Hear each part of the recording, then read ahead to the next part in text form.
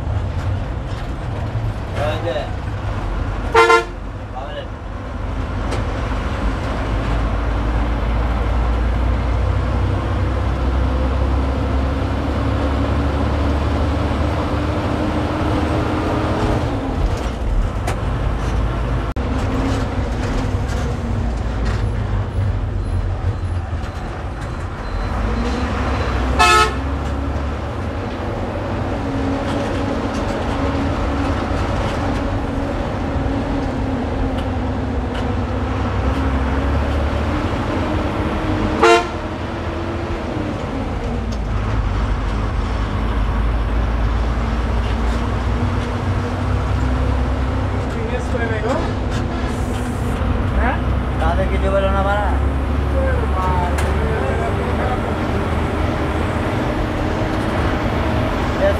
করবে না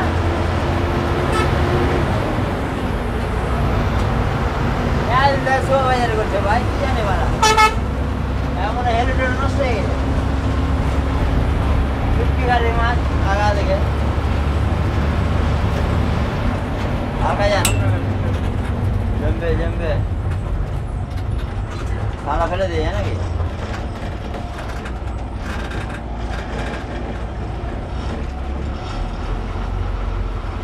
চলে যায়